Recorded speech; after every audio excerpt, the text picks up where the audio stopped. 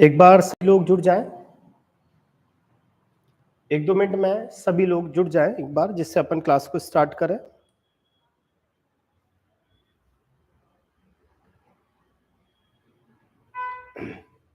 हाँ बेटा, एक बार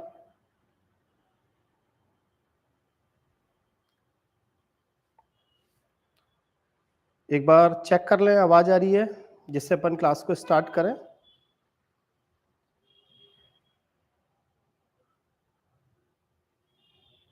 हाँ बेटा, गुड इवनिंग।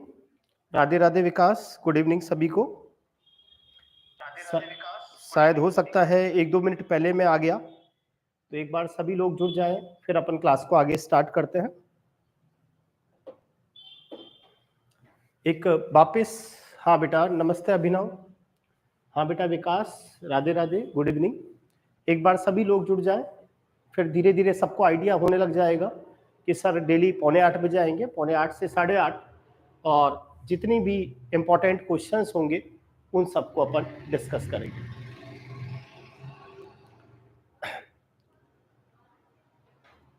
हाँ बेटा, ठीक है।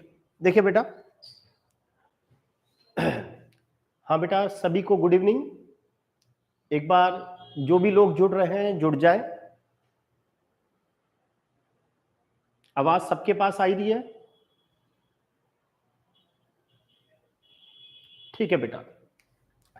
देखिए बेटा, सबसे पहले तो आप सबको गुड इवनिंग। जैसा एक अच्छी न्यूज आज की ये रही कि इस वर्ष जो डीपीसी है आज आरपीएससी में हुई, और उससे सबसे बड़ा बेनिफिट ये रहा कि अब एक अच्छी संभावना बनती है कि हमारी सेकंड ग्रेड और फर्स्ट ग्रेड की जो सीटें हैं उनकी बढ़ने की पूरी पूरी संभावना बनती है।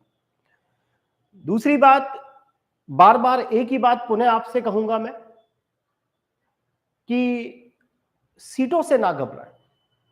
मैं जिस भी दिन संस्कृत डिपार्टमेंट का रिजल्ट आएगा उस दिन आपको लगेगा कि शायद हमने गलती की और हमने एक अच्छा प्रयास नहीं किया, शायद जो हमको करना चाहिए था।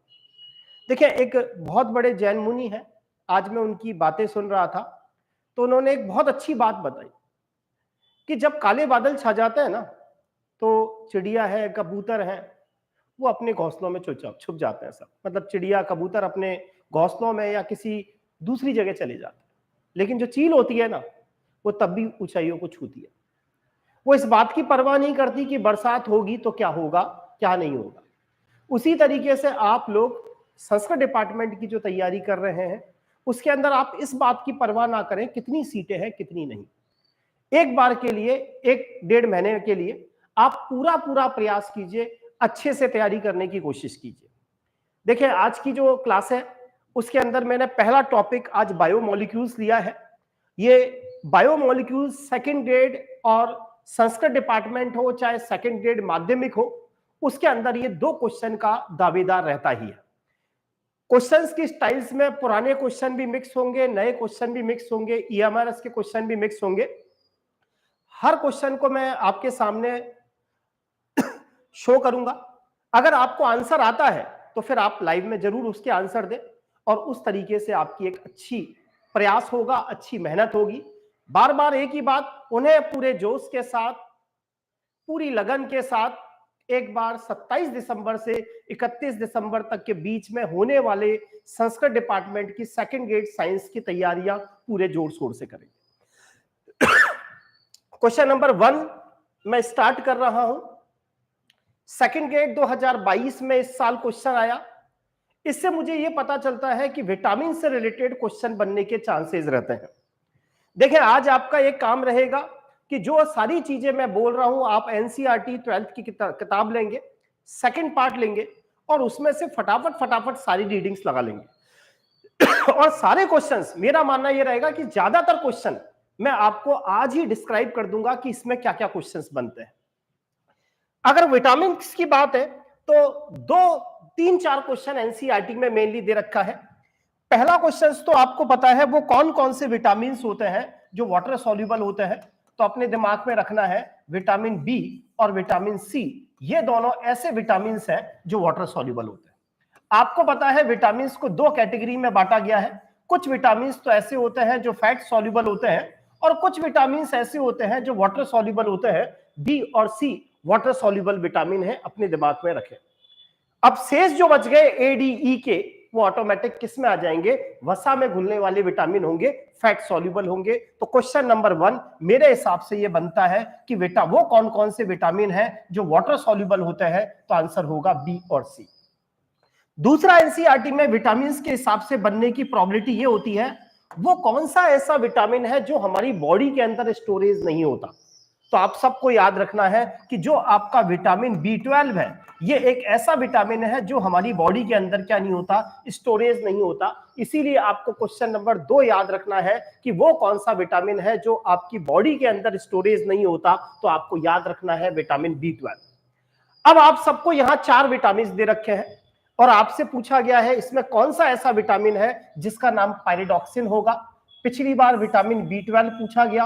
आप सबको पता है विटामिन B12 ऐसा विटामिन है जो कोबाल्ट का कॉम्प्लेक्स है और सबको पता है इसे साइनोकोबालेमिन कहते हैं।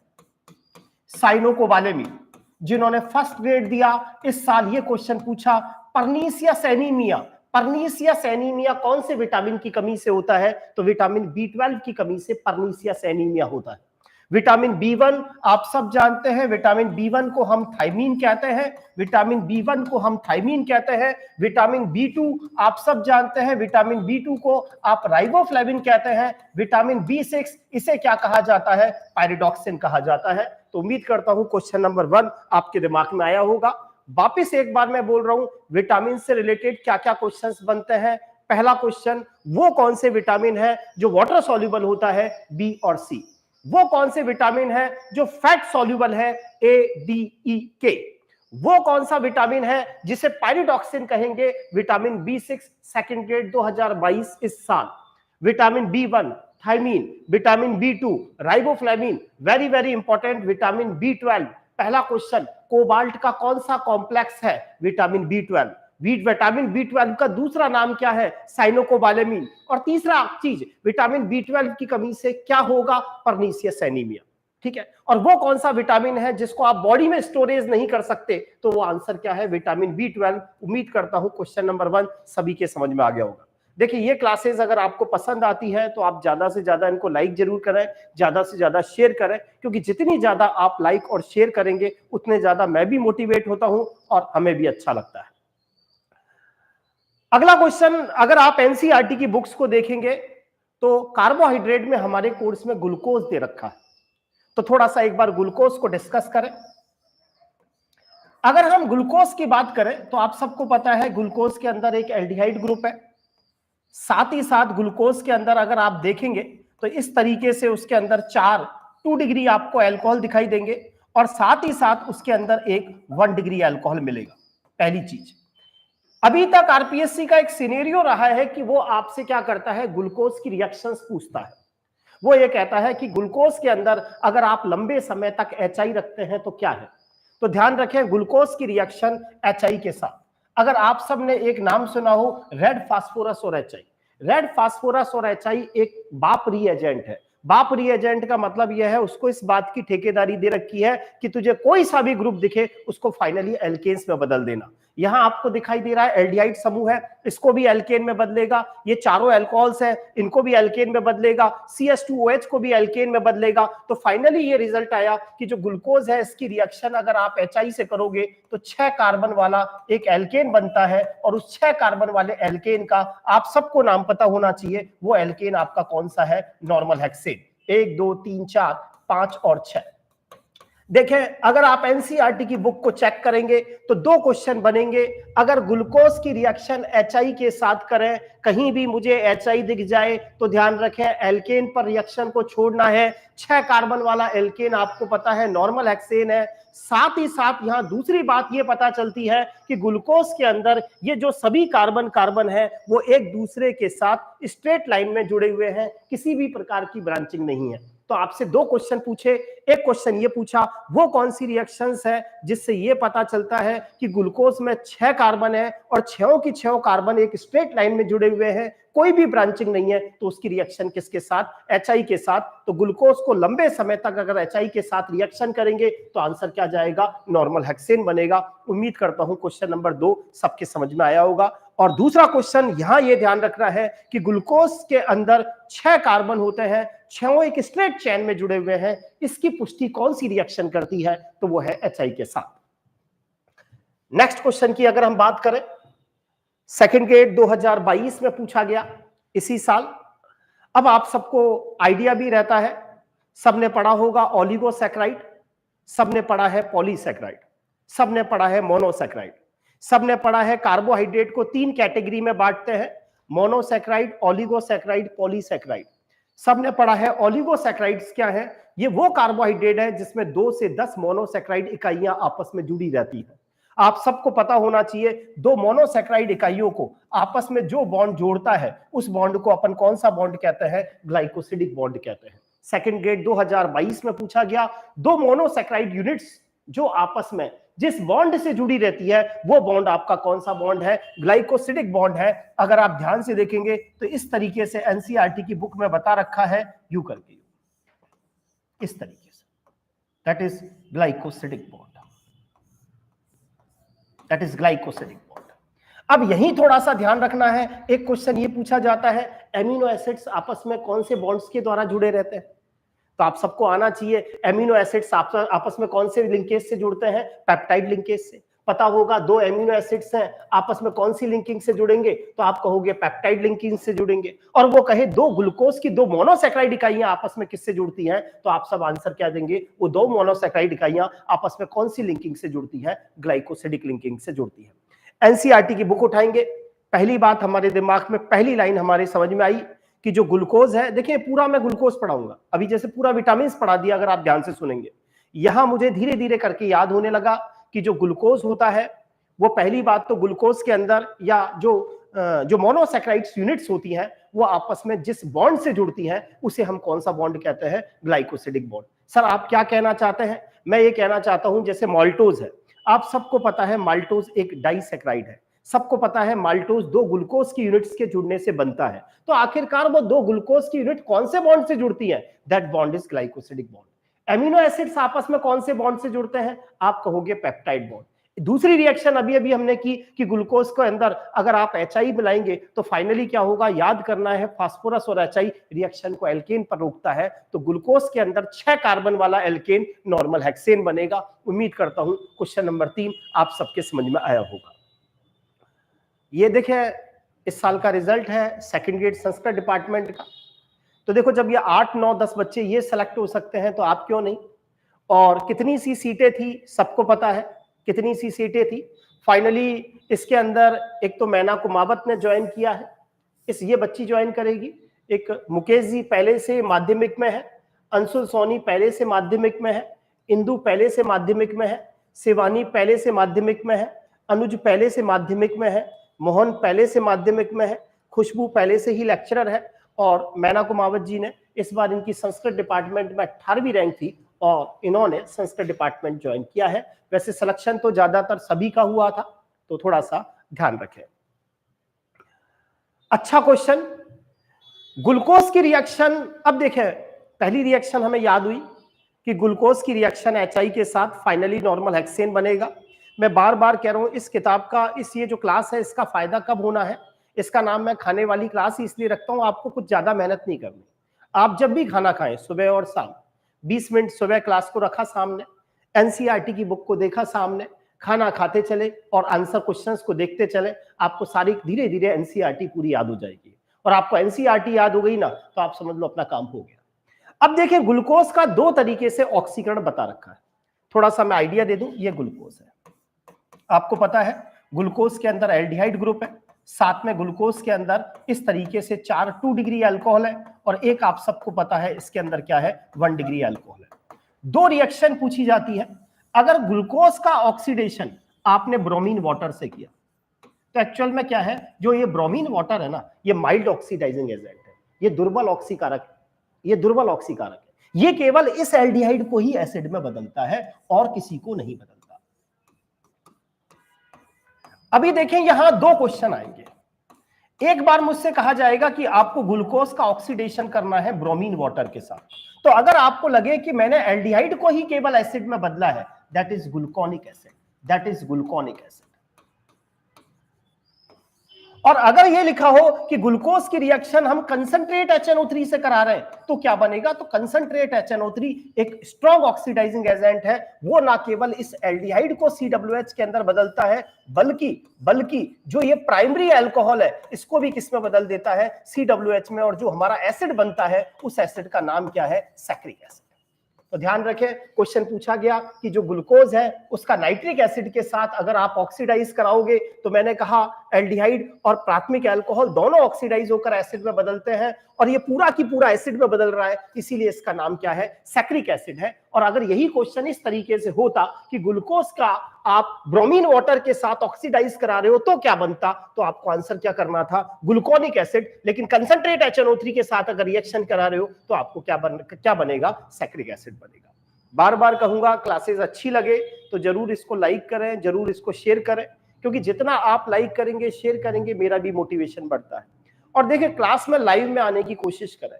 मैंने कहा ना, हम तो चील हैं, उड़ेंगे, होगा सो देखी जाएगी। और मैं आपको गारंटेड कह रहा हूं, आप एक सवा महीने एक बार अपने पूरे दम से कोशिश कर लीजिए, 100% आपका सिलेक्शन होगा। कोई ताकत आपको रोक ही नहीं सकती, कोई सीटों की संख्या मायने नहीं रखती। ये बताओ अभी हमारे पास काम क्या है? अभी इस समय क्या काम है? कोई भी काम नहीं है, तो एक बार ताकत तो लगाए। और ये बात बेफिक्र रहे, 99.99% सीटें बढ़ेंगी। जो आज डीपीसी हुई है उसका सुखद परिणाम आपको देखने को जरूर मिलेगा। और नेक्स्ट क्वेश्चन, एक क्वेश्चन पूछा जाता है, देखो अब धीरे धीरे ग्लूकोज की 3-4 रिएक्शन मुझे याद होने लगी। नंबर 1, ग्लूकोज की reaction bromine water, gluconic acid. Glucose की reaction concentrate HNO3, saccharic acid. Glucose में रेड फास्फोरस और HI मिलाया, नॉर्मल हेक्सेन बनेगा। एक शब्द पढ़ोगे, ओसाजोन। कितनी ही बार ये क्वेश्चन पूछा जा चुका, ओसाजोन। ध्यान रखें, सारे के सारे क्वेश्चंस आपसे सेकंड ग्रेड, फर्स्ट ग्रेड में पूछे जा चुके कि ओसाजोन कैसे बनता है। तो एक्चुअल में ग्लूकोज की रिएक्शन जब हम फेनिल हाइड्रोजीन के साथ करते हैं, ग्लूकोज का 1 मोल और फेनिल हाइड्रोजीन के 3 मोलों की जब रिएक्शन की जाती है, तो फाइनली क्या बनता है? ओसाजोन बनता है। तो क्वेश्चन पूछा गया, ग्लूकोज का जो अणु है वो फिनाइल हाइड्रोजीन के कितने अणुओं के साथ रिएक्शन करने पर ओसाजोन बनाएगा? तो आंसर क्या रहेगा? 3। इसीलिए इसका जो आंसर है वो क्या रहा? 3 रहा, कि ग्लूकोज की रिएक्शन फेनाइल हाइड्रोजीन के 3 अणुओं से रिएक्शन कराने पर फाइनली क्या बनता है? ओसाजोन बनता है। नियम रिएक्शन नंबर 4 हमें ग्लूकोज की याद होने लगी। हमें पहली रिएक्शन याद हो गई, ग्लूकोज में HI मिलाया, नॉर्मल हेक्सेन बनेगा। ब्रोमीन जो वाटर मिलाया, ग्लूकोनिक एसिड बनेगा। कंसंट्रेट HNO3 मिलाया, ऊपर नीचे दोनों ऑक्सीडाइज, सारे ऑक्सीडाइज, सैक्रिक एसिड बनेगा। ओसाजोन कब बनेगा? जब ग्लूकोज की रिएक्शन कितने हाइड्रोजीन के साथ करोगे? 3 मोल फेनिल हाइड्रोजीन के साथ करोगे, फाइनली क्या बनता है? ओसाजोन बनता है। यह क्वेश्चन बहुत अच्छा क्वेश्चन है, सेकंड ग्रेड संस्कृत डिपार्टमेंट 2023 में लास्ट ईयर पूछा गया। अब देखो, आप खुद सोचो उसने पेपर का कितना अच्छा स्तर दे रखा है। एक बार सभी लोग इसका आंसर बताने की कोशिश करेंगे कि यहां ये आपको याद करना है क्वेश्चन कि अगर ग्लूकोज की रिएक्शन HNO3 से आपने कराई, तब तो आपको पता है सैक्रिक एसिड बनता है। लेकिन उसने पूछा फैक्टोज की रिएक्शन HNO3 से कराएं तो क्या बनेगा? सेकंड ग्रेड संस्कृत डिपार्टमेंट 2022 के अंदर ये क्वेश्चन पूछा गया। बड़ा प्यारा क्वेश्चन है। एक्चुअल में इस लेवल के क्वेश्चन अगर आरपीएससी पूछ रही है तो आप खुद मान के चलें पेपर का लेवल अच्छा आएगा। अब देखो, ये स्ट्रक्चर फैक्टोज है, सबको पता है फैक्टोज के अंदर कीटोनिक ग्रुप है।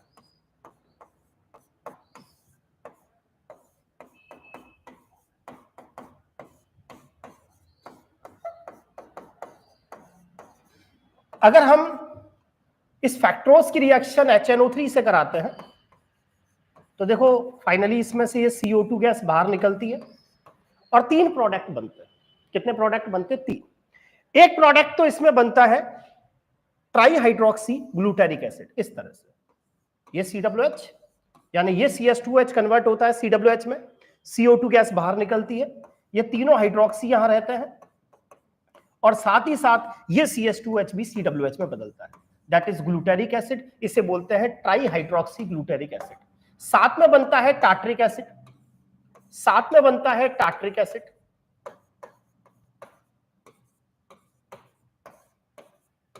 और साथ में बनता है ग्लाइकोलिक एसिड। ग्लाइकॉल, उसमें एक पार्ट एसिड में बदल दो, ग्लाइकोलिक एसिड। फाइनली अच्छी रिएक्शन है, पूछने लायक है, याद करेंगे। ग्लूकोज की तो याद है आपको, कंसंट्रेट HNO3, लेकिन उसी समय फैक्टोज की भी याद करेंगे कि फैक्टोज का अगर ऑक्सीडेशन HNO3 से करोगे तो 3 प्रोडक्ट बनेंगे। एक तो ट्राई हाइड्रोक्सी ग्लूटेरिक एसिड बनता है, टार्टरिक एसिड बनता है, ग्लाइकोलिक एसिड बनता है। और आरपीएससी ने छठे वाले क्वेश्चन का आंसर क्या दिया, 3 अच्छे से याद करें।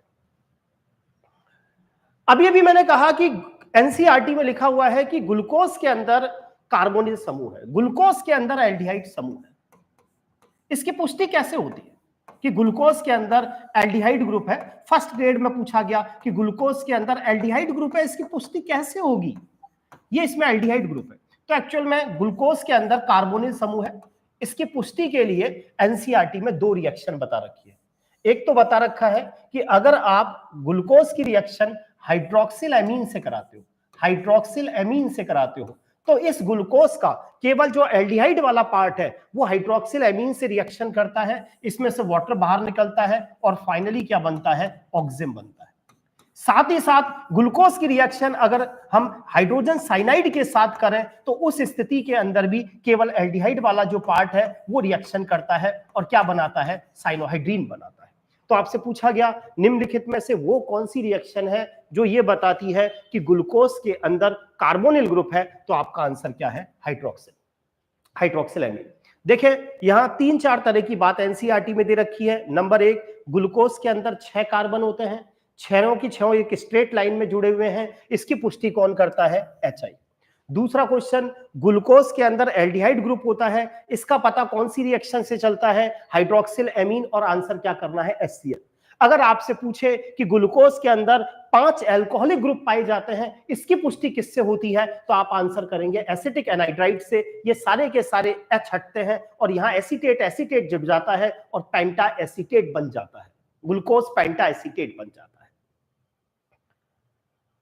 एक बार लाइव में बता दें बेटा, क्लासेस अच्छी लग रही है या नहीं, तो जरूर अपने कमेंट्स डालें जैसा भी आपको लगता है। और इतना मेरा पक्का है कि जिन्होंने ये जो 1 महीने की क्लासेस होंगी वो आप पे डिपेंड करेगा। मैं पहले ही बोल दूं, अगर आप लाइव में लगातार आएंगे, मुझे लगेगा कि हाँ बच्चों को मजा आ रहा है, तो फिर हम इस क्लासेस को कंटिन्यूस करेंगे। और लगेगा कि नहीं बच्चे इंटरेस्ट नहीं ले रहे, तो फिर मैं इस क्लासेस को लंबा नहीं करूंगा। ये आपके ऊपर डिपेंड करेगा कि आप क्या चाहते हैं।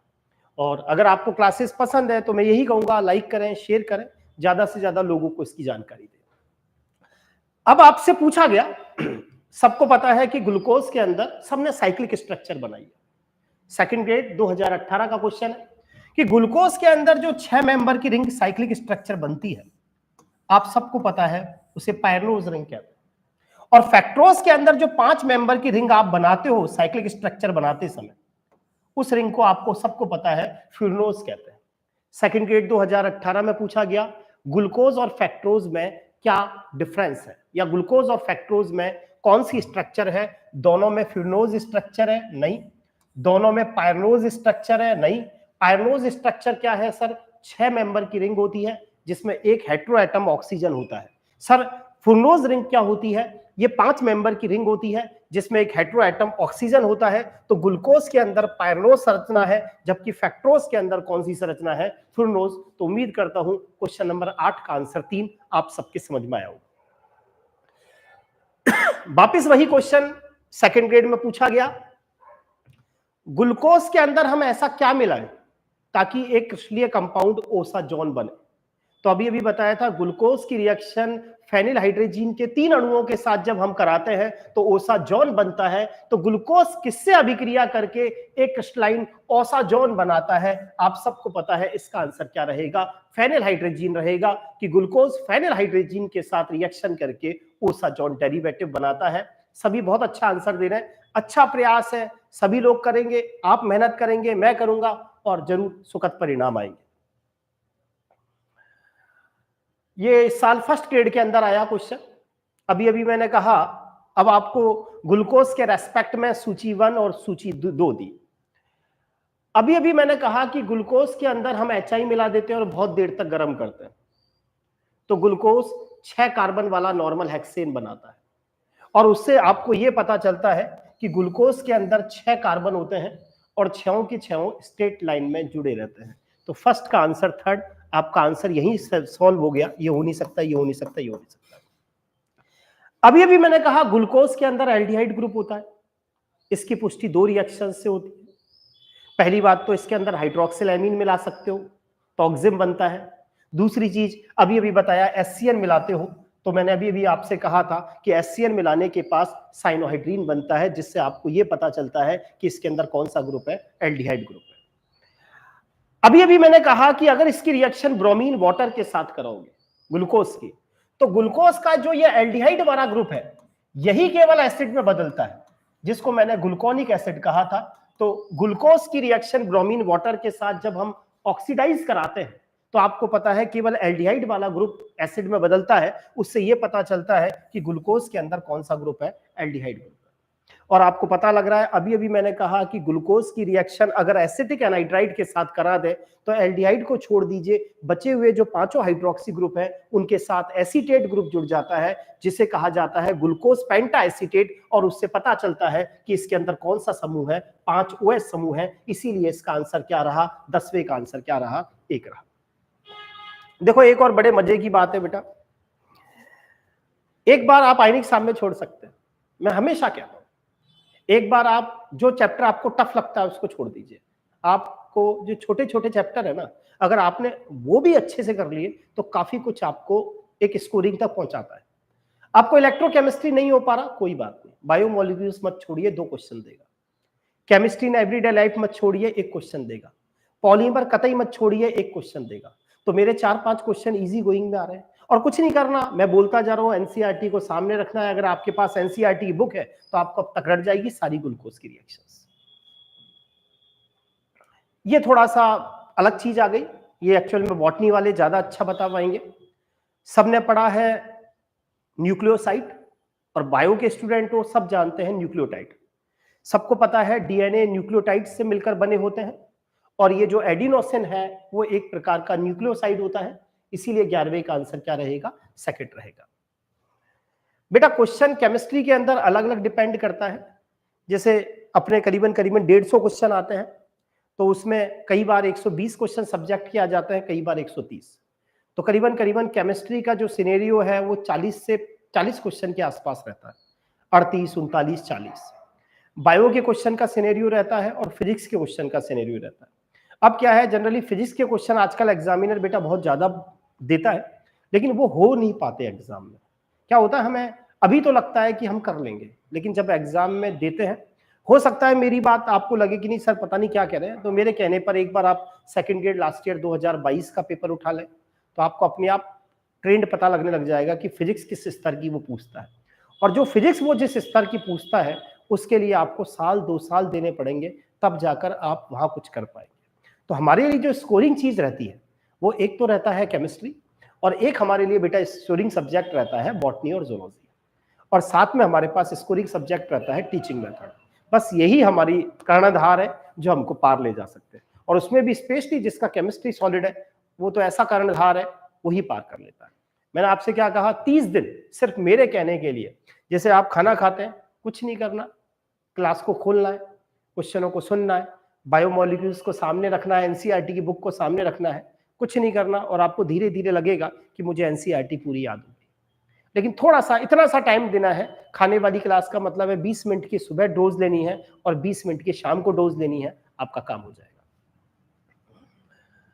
ये एक फर्स्ट ग्रेड का बैच है, ऐसा कभी मैं लगाता नहीं हूं, लेकिन मेरे जो ऑपरेटर है उसने कहा नहीं सर आप भी लगाओ, फिर भी बता देता हूं। फर्स्ट ग्रेड का बैच है, केमिस्ट्री बायोलॉजी का भी है, और सेकंड ग्रेड का साइंस मैथ का चल ही रहा है, टेस्ट सीरीज चल रही है, लैब असिस्टेंट का बैच भी चल रहा है। छोटा सा क्वेश्चन पूछा गया, सुक्रोज क्या है। सुक्रोज के रेस्पेक्ट में जनरली 2-3 क्वेश्चन आते हैं। सबसे पहले तो आप सबने पढ़ा होगा रिड्यूसिंग शुगर और नॉन रिड्यूसिंग शुगर, सबसे ज्यादा क्वेश्चन यही पूछा जाता है। तो देखो हमें पता है रिड्यूसिंग शुगर क्या होती है, अब चायक शर्करा क्या होती है, जो दूसरे का अपचयन करे और खुद का ऑक्सीकरण कर ले। अभी आपने देखा कि ग्लूकोज का ऑक्सीकरण हो ही रहा था, तो वो शुगर्स जिनका ऑक्सीकरण होता है वो कहलाती हैं रिड्यूसिंग शुगर। अब सर रिड्यूसिंग शुगर कौन है? सारी मोनोसैकेराइड रिड्यूसिंग शुगर है। डाइसैकेराइड में केवल सुक्रोज को छोड़ दीजिए, वो अनअपचाई शर्करा है, वो नॉन रिड्यूसिंग शुगर। अगर आप उसके अंदर कोई ऑक्सीडाइज पदार्थ मिलाएंगे तो उसका ऑक्सीडेशन नहीं होगा। कितनी ही बार आरपीएससी पूछ चुकी, इनमें से नॉन रिड्यूसिंग शुगर कौन सी है? तो ध्यान रखें, सुक्रोज और सारे पॉलीसैकेराइड। सुक्रोज और सारे पॉलीसैकेराइड अनअपचायिक शर्करा है। इसके अलावा सारी ऐसी शर्करा हैं जिनके अंदर आप कंसंट्रेट HNO3 या ब्रोमीन वाटर डालेंगे तो वो ऑक्सीडाइज होंगी और नए नए प्रोडक्ट बनाएंगे। जैसे आज हमने पढ़ा कि ग्लूकोज ग्लूकोनिक एसिड भी बनाता है, ग्लूकोज सैक्रिक एसिड भी बनाता है, फैक्ट्रोज हमारा ट्राई हाइड्रोक्सी कंपाउंड भी बनाता है, साथ में टार्टरिक एसिड भी बनाता है, साथ में ग्लाइकोलिक एसिड भी बनाता है, 3 कंपाउंड बनाता है। सुक्रोज सबको पता होता है कि सुक्रोज डाइसैकेराइड है, पता है सुक्रोज ग्लूकोज और फैक्ट्रोज से मिलकर बना होता है, और सुक्रोज क्या है? डाइसैकेराइड है। और ये क्वेश्चन आपसे पूछा गया 18 अक्टूबर ग्रेड फर्स्ट में। देखिए मोनोसैकेराइड तो है नहीं, ओलिगोसैकेराइड तब कहा जाता है अगर कोई ग्लूकोज की इकाइयां ऐसी है या मोनोसैकेराइड की इकाइयां ऐसी हैं जिनमें 2 से 10 मोनोसैकेराइड इकाइयां हैं तो वो ओलिगोसैकेराइड है। और इस समय बेस्ट आंसर क्या रहेगा? डाइसैकेराइड है। और इसी से ही याद रखना है, सुक्रोज रिड्यूसिंग शुगर नहीं है, सुक्रोज नॉन रिड्यूसिंग शुगर है। कितनी ही बार आरपीएससी पूछती है, फर्स्ट ग्रेड में इस साल भी पूछा, इनमें से कौन से अमीनो एसिड्स ऐसे हैं जो एसेंशियल है और कौन से अमीनो एसिड ऐसे हैं जो नॉन एसेंशियल हैं। हम सबको पता है कि कुछ अमीनो एसिड्स ऐसे हैं जिनको हमारी बॉडी बना लेती है, वो नॉन एसेंशियल हैं, और कुछ अमीनो एसिड्स ऐसे हैं जिनको हमारी बॉडी नहीं बना पाती, बाहर से लेना पड़ता है, वो आवश्यक अमीनो अम्ल है। अपने दिमाग में रखें, टीवी माइलपाथ, टीवी माइलपाथ, ये आपके आवश्यक एमिनो अम्ल हैं। टीवी माइलपाथ, T for tryptophan, V for valine, M for methionine, I for isoleucine. कुछ जने तो बेटा मैदान छोड़ के भागेंगे, जो नहीं भागेगा वो जीतेगा। ल्यूसिन, लाइसिन, ल्यूसिन लाइसिन दोनों जरूरी, एल दोनों जरूरी। P very very important, phenyl alanine. यहां थोड़ा सा अंतर ध्यान रखें, फिनाइल एलानिन याद रखें, जिसके साथ फिनाइल लगी हुई है वो आवश्यक एमिनो अम्ल है, लेकिन एलानिन केवल आ जाए तो वो नॉन एसेंशियल एमिनो एसिड्स है। और सबसे ज्यादा एग्जामिनर यही पूछता है कि इनमें नॉन एसेंशियल एमिनो एसिड्स कौन सा है, और पूरी पूरी संभावना होती है ऑप्शन क्या लिखा हुआ होगा? एलानिन। याद रखेंगे फिनाइल एलानिन तो जरूरी है लेकिन एलानिन जरूरी नहीं है। A for arginine, T for threonine,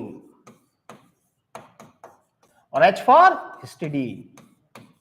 NCERT में स्टार लगा रखे हैं, टीवी माइलपाथ याद रखें, T for tryptophan, V for valine, M for methionine, I for isoleucine, L for leucine, दूसरा लाइसिन। देखो ल्यूसिन आइसोल्यूसिन दोनों, लाइसिन फिनाइल एलानिन, लेकिन कौन नहीं है? एलानिन नहीं है। ल्यूसिन है, लाइसिन है, वेलिन है, लेकिन कौन नहीं है? एलानिन नहीं है। इसीलिए हमारा जो क्वेश्चन नंबर आपका 13वां है उसका आंसर बन रहा। अभी अभी मैंने कहा EMRS 2023 का पेपर, इसमें से वो कौन सी शुगर है जो ब्रोमीन वाटर द्वारा ऑक्सीडाइज नहीं होगी। अभी अभी मैंने बताया था रिड्यूसिंग शुगर और नॉन रिड्यूसिंग शुगर। अभी अभी कहा था कि कुछ शुगर्स ऐसी होती हैं, जो ज्यादातर शुगर ऐसी होती है जो ऑक्सीडाइज हो जाती है, उन्हें कहा जाता है अपचाई शर्करा। और कुछ शुगर ऐसी होती है जो ऑक्सीडाइज नहीं होती, उन्हें कहा जाता है अनअपचाई शर्करा। तो EMRS 2023 में पूछा गया, इनमें से कौन सी शुगर ऐसी है जो ब्रोमीन वाटर के द्वारा ऑक्सीडाइज नहीं होगी। हमें पता है ग्लूकोज तो होता ही है, हमें पता है माल्टोज भी होता है, हमें पता है दूध में पाई जाने वाली लैक्टोज भी होती है। कौन ऑक्सीडाइज नहीं होता? सुक्रोज। सुक्रोज रिड्यूसिंग है या नॉन रिड्यूसिंग है? नॉन रिड्यूसिंग शुगर है, अनअपचाई शर्करा है। अच्छे से याद कर लें, सुक्रोज सुक्रोज सुक्रोज। वापिस वही क्वेश्चन आ गया, इनमें से कौन सा आवश्यक एमिनो अम्ल नहीं है? अभी अभी कहा, वापस रिपीट हो गया, वेलिन, ल्यूसिन, लाइसिन। कौन नहीं है? एलानिन। याद करेंगे, फिनाइल एलानिन है, कौन नहीं है? एलानिन नहीं है। जब भी पढ़े एमिनो एसिड्स में, 10 एमिनो एसिड्स में से पूछा जाता है एसेंशियल एमिनो एसिड्स कौन से हैं, नॉन एसेंशियल एमिनो एसिड्स कौन से हैं। इसीलिए 15वें का आंसर क्या रहा? थर्ड रहा। EMRS 2023 बहुत अच्छा क्वेश्चन पूछा जाता है। देखिए एमिनो एसिड्स के अंदर ज्यादातर एमिनो एसिड्स प्रकाशिक सक्रिय होते हैं, ऑप्टिकल एक्टिव होते हैं। कितनी ही बार एग्जामिनर पूछ चुका। वो देखो जब भी एमिनो एसिड्स का क्वेश्चन आएगा, सबको पता है प्रोटीन, अब हम प्रोटीन की बात करने लग गए। हमारा ग्लूकोज हो गया, अब हम प्रोटीन पर आ गए कि प्रोटीन एमिनो एसिड्स से मिलकर बने होते हैं। एमिनो एसिड्स के बीच में आपको पता है पेप्टाइड लिंकेज होती है। 20 तरह के एमिनो एसिड्स हैं, 10 जरूरी हैं जिन्हें हमने टीवी माइल पाथ कहा। फिनाइल एलानिन जरूरी है, एलानिन जरूरी नहीं है, आरपीएससी कई बार पूछ चुकी है। वो कौन सा एमिनो एसिड्स है जो ऑप्टिकली इनएक्टिव होता है? आप सबको पता है कि जो हमारे प्रोटीन है वो एमिनो एसिड्स से मिलकर बने होते हैं। एमिनो एसिड्स का मतलब यह है कि इनमें एमिनो ग्रुप भी होगा और साथ में कौन सा ग्रुप होगा? आपका इनमें एसिड ग्रुप भी होगा, इसीलिए आपने इनको कहा एमिनो एसिड्स। सबको पता है प्रोटीन एमिनो एसिड से मिलकर बने हैं, एसिड भी है, एमिनो भी है। सर एमिनो कौन सी पोजीशन पर होता है? अल्फा पोजीशन पर, इसीलिए कहा अल्फा एमिनो एसिड्स। प्रोटीन कौन से एमिनो एसिड्स के मिलकर बने हैं? Alpha amino acids. जो भी एमिनो एसिड्स में जो अंतर है वो सब की सब इस आर का अंतर होता है। लेकिन मैं आपको बता चुका, अगर मैं आर बराबर यहां एच लगा दूं, अगर मैं R बराबर H लगा दूं तो फिर ये किरेल कार्बन नहीं रहेगा। और इस एमिनो एसिड्स को आपको पता है कौन सा एमिनो एसिड कहते हैं? ग्लाइसिन। आरपीएससी कितनी ही बार पूछ चुकी, वो कौन सा एमिनो एसिड है जो ऑप्टिकली इनएक्टिव होता है? आंसर क्या जाता है? ग्लाइसिन। NH2CH2COOH। तो हमें पता चल गया कि ग्लाइसिन कैसा है? ऑप्टिकली इनएक्टिव है। देखो एक अथर्ड, तो हमारा आंसर ये हो नहीं सकता, ये हमारा हो नहीं सकता। अब हमारे पास दो चीजें रखें। अभी अभी मैंने कहा आर्जिनिन हिस्टिडीन, आर्जिनिन हिस्टिडीन याद करो टीवी माइल पाथ, उसमें बताया आर्जिनिन और हिस्टिडीन आवश्यक एमिनो एसिड्स हैं। आपके आर्जिनिन और हिस्टिडीन आवश्यक एमिनो एसिड्स हैं, इसका मतलब बी का आंसर 4 होना है। हमारा काम हो गया, बी का आंसर 4 होना है। अब देखो कुछ एमिनो एसिड्स ऐसे होते हैं जिनमें एसिड ग्रुप ज्यादा होता है। मतलब एमिनो एसिड्स की भी 3 कैटेगरी है, उदासीन एमिनो एसिड, अम्लीय एमिनो एसिड, क्षारीय एमिनो एसिड। अगर क्षारीय ग्रुप ज्यादा हो, एमिनो ग्रुप एक से ज्यादा हो तो क्षारीय एमिनो एसिड। एसिड ग्रुप अगर ज्यादा हो बेस से तो एसिडिक एमिनो एसिड्स। आर्जिनिन और हिस्टिडीन आवश्यक एमिनो अम्ल है, याद करेंगे, इसी से हमारा काम हो गया। एस्पार्टिक एसिड, एसिड लगा हुआ है, एसिडिक है, ऑटोमेटिक एस्पेराजीन क्या हो गया? बेसिक हो गया। तो इसीलिए इसका आंसर क्या रहा? सेकंड रहा। EMRS 2023 बड़ा शानदार पेपर आया, पूरा की पूरा एनसीईआरटी को उसने चुना। जब भी आप प्रोटीन का हाइड्रोलिसिस करेंगे तो सबको पता है प्रोटीन अल्फा एमिनो एसिड से मिलकर बने होते हैं। और ज्यादातर जो एमिनो एसिड्स होते हैं उनका अगर हम क्लासिफिकेशन करते हैं तो वो एमिनो एसिड्स एल टाइप के होते हैं, क्योंकि जब भी आप उनकी स्ट्रक्चर्स बनाते हैं तो आपने देखा होगा उनमें जो एमिनो ग्रुप होता है वो लेफ्ट हैंड साइड पर होता है। इसीलिए आपने कहा कि प्रोटीन का अगर आप हाइड्रोलिसिस कराओगे तो ये तो कंफर्म है एमिनो एसिड्स बनेगा। और ज्यादातर जो हमारे एमिनो एसिड्स होते हैं वो किस टाइप के होते हैं? एल टाइप के होते हैं। इसीलिए आपके 17वें का आंसर क्या रहा? 2 रहा।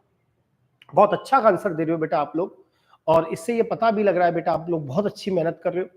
अपने बड़े भाई को मानते हुए मैं फिर आपको कह रहा हूं कि बेटा आपको बहुत अफसोस होगा अगर आपने एक सवा महीने मेहनत नहीं की तो। अभी आपने कल परसों देखा ही होगा मात्र 30% लोग फर्स्ट ग्रेड संस्कृत डिपार्टमेंट का पेपर देने आए थे। और मैं आपको गारंटी लिख के दे रहा हूं मुश्किल से 20 से 25% लोग आपके एग्जाम देने आएंगे संस्कृत डिपार्टमेंट का, क्योंकि आधे से ज्यादा तो यूं हाथ खड़े कर देते हैं सीटों की संख्या को देख के। वो तो बादल आए नहीं, उससे पहले ही मैंने बताया था ना, बादल आते नहीं है और चिड़ियाएं और कबूतर जैसे घोंसला में घुस जाते हैं ना, उस तरह घुस गए। वो तो कभी चील बनने की कोशिश ही नहीं करते। ये होगा तो देखी जाएगी यार, क्या जाएगा एक सवा महीने मेहनत कर लेंगे तो अपन, एक बार कोशिश तो करो यार। ये 11th स्टैंड का बैच है, जो भी लेना चाहे आपके मिलने वाले हो जरूर बताएं। अगला क्वेश्चन, एमिनो एसिड्स के बारे में कौन सा कथन गलत है? अब मैं एमिनो एसिड्स पर आ गया हूं, प्रोटीन्स पर आ गया हूं। अब मेरे दिमाग में है ये आपका एमिनो, ये तो आपका जो एमिनो एसिड्स होते हैं उसमें एसिड ग्रुप भी है, और साथ में आपको पता है अल्फा पोजीशन पर एमिनो ग्रुप है, ये आर। और ये वाला जो है, ये जो भी एमिनो एसिड्स में जो अंतर होता है वो इस आर का अंतर होता है। पहला, ज्यादातर जो हमारे प्रोटीन है वो अल्फा एमिनो एसिड से मिलकर बने होते हैं। अब आपको गलत स्टेटमेंट छापना है। Alpha amino acids carboxylic acid है और इनमें एमिनो ग्रुप अल्फा पोजीशन पर होता है। सर ये अल्फा पोजीशन क्या होती है? कार्बोक्सिलिक एसिड से जुड़ने वाला पहला कार्बन अल्फा कार्बन है, बिल्कुल सही है कि जो आपका अल्फा एमिनो एसिड्स है उसमें कार्बोक्सिलिक एसिड है और एमिनो ग्रुप अल्फा पोजीशन पर होता है। ये सबको पता है, इस साल तो ये पूछा सेकंड ग्रेड में, दो मोनोसैकेराइड इकाइयां आपस में किससे जुड़ती हैं? ग्लाइकोसिडिक बंध। कितनी ही बार पूछ लिया गया, दो एमिनो एसिड्स आपस में कौन सी लिंकिंग से जुड़ते हैं? तो आपको पता है दो एमिनो एसिड्स आपस में कौन सी लिंकिंग से जुड़ते हैं? पेप्टाइड लिंकिंग से जुड़ते हैं। तीसरा क्वेश्चन, एमिनो एसिड्स अनुकूल परिस्थितियों में ज्विटर आयन बनाते हैं। बिल्कुल, ज्विटर आयन का मतलब क्या है? ये एसिड है, अनुकूल परिस्थितियां होंगी तो ये अपना H+ देगा और ये बेस है, ये वो क्या करेगा, इस H+ को ग्रहण करके इसमें बदल जाएगा। ज्विटर आयन का मतलब है डाइपोलर आयन। बिल्कुल, एमिनो एसिड अनुकूल परिस्थितियों में ज्विटर आयन बनाते हैं। ग्लाइसिन के अलावा सभी एमिनो एसिड ऑप्टिकली इनएक्टिव होते हैं। ये बात तो उल्टी हो गई, ग्लाइसिन केवल ऑप्टिकली इनएक्टिव है, शेष एमिनो एसिड आप सबको पता है ऑप्टिकली एक्टिव होते हैं। इसीलिए 18वें का आंसर क्या रहेगा? 4। अब इस क्वेश्चन का आंसर अगर कोई बच्चा देता है ना, तो आप ये माने कि उसकी शानदार तैयारी है। बड़ा प्यारा क्वेश्चन था ये हमारा इसका। अगर आपने पढ़ा हो कि जो प्रोटीन्स है वो कैसे बनता है, तो प्रोटीन स्टेप बाय स्टेप बनता है। सबसे पहले तो क्या होता है, प्रोटीन के अंदर अलग अलग प्रोटीन में ये एमिनो एसिड्स का जो सीक्वेंस होता है ना, ये अलग अलग होता है।